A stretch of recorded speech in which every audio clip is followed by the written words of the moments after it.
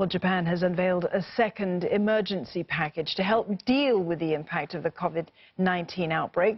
The $4 billion emergency fund focuses on supporting small businesses over the next few weeks. The new package will also be used to upgrade medical facilities and provide financial support for parents affected by school closures. Just 5 months before the Olympics, the Parliament has also approved a bill allowing the Prime Minister to declare a state of emergency if the virus becomes a national crisis. Michio Ishida joins us from Tokyo for more on this story. Michio, tell us more about Japan's new emergency package.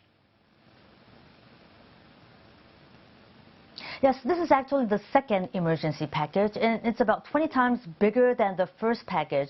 Now, there were many adults complaining about Mr. Abe ordering or asking schools to shut down. There are many working parents, and what do they do with small children, going to primary or elementary schools? Their grandparents do not live nearby necessarily, so hearing these complaints and that they have to be away from work, the government decided that they will subsidize these parents, whether they are full-time workers, part-time workers, or freelancers. And if they happen to be on the way of looking for jobs when schools shut down, they will also be subsidized. School lunches have been canceled because schools were shut down. The parents and the companies that are providing lunches will also be subsidized. Government will buy up masks and distribute them to elderly care institutes and medical institutes, and it will expand testing of COVID-19. Now, the first package supported the tourism industry. This package will expand to a large number of industries, and especially small and medium-sized firms, but also the big companies which have to readjust their supply chain. Well, Michio, all the while, Shinzo Abe has faced criticism for those school closures, but now the government has also approved a bill that would allow the Prime Minister to call for a state of emergency. So what does that mean? Well, what this means is that Prime Minister Shinzo Abe can designate the place and the period where there will be a state of emergency.